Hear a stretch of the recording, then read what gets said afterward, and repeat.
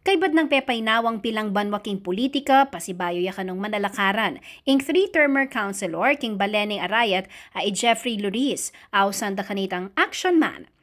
Inyang Sabado, October 5, formal na may pasang Certificate of Candidacy o COCE Luris, bantagal king pekamatas a posisyon king Balen ang timong alkalde.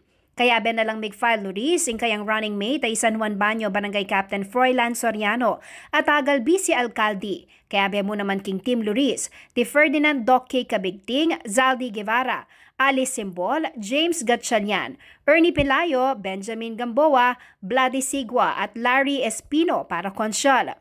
King kayang pamagbalik king politika, nasaan na kanong Luris, sing pamagbayo at baywaning imahe ning karelang lugar, anting mapayapang Balen.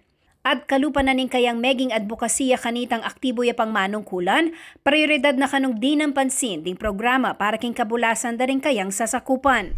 Unang-una, ating advocacy talagang pinopokus namin na health services talaga.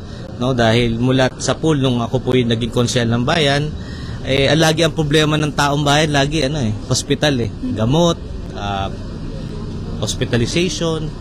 So tayo po ay nangangarap na darating yung panahon na mabibigyan natin ng malaking pondo ang ating pong district hospital at iba't ibang hospital po sa amin dito sa bayan ng Arayat para hindi na po mamumblema at hindi na po lalo hindi na mahihirapan yung mga taong bayan po dito sa Arayat.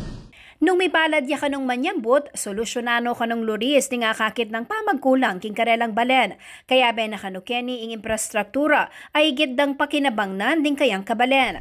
Sa pagkukulang marami, hindi ko naman masasabi na wala naman nagawa ang previous administration, pero maraming pagkukulang na kailangan natin pong punuan at dagdagan.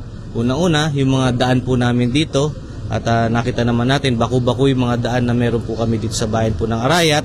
At yung nga po kakulangan dito sa district hospital natin na hospital, so kailangan natin din ng dialysis center dito sa bayan po ng Arayat.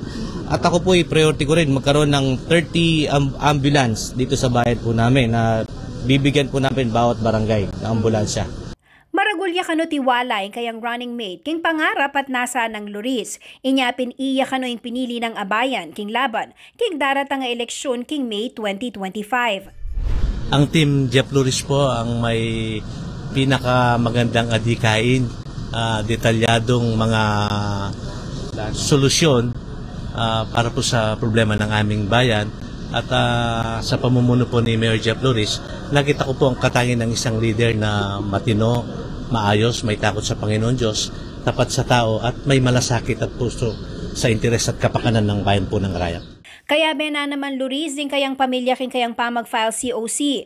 Pero ang pangking kayang tatang ay Jose Juan Luris, meging malagwaing karelang desisyon, uling balo daing luluba ng pasibayo ning karelang anak. Kaya rin na kanong menga diniti at ikit ding senyales iba't king ginu. Binye na yung kayang basbas king kayang anak, mupin at inyang kondisyon. Istong suportado lang ang magulang, masanting ing kaya kang pamalakad ka ng Balen ng Arayat. Sinabi ko mo kaya makanyan mo, sa mas nan may impamanungkulan mo kaya di king Balen Arayat. Buri ko, pagkaroon ko ang liga si masanting. Uling ing lagyuta mo makasalalay kaya ni.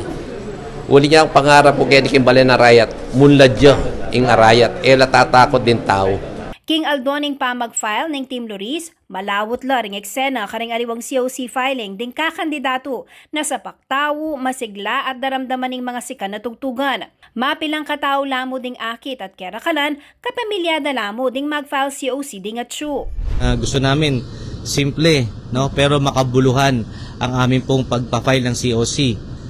So dahil gusto namin na ayaw na namin makita ng mga iba't ibang mga tao na masyado kami naging showy.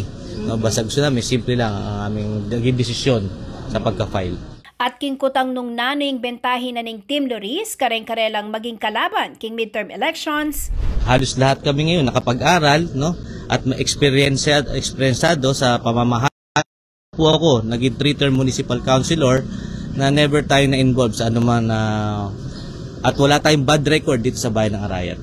Tulungan nyo lang po kami. Kailangan na po natin ng pagbabago dito sa bayan ng Arayat. Kailangan po natin edukado, dissenting manungkulan dito po sa bayan ng Arayat. Panahon na po. Jennifer Salenga, CLTV 36 News.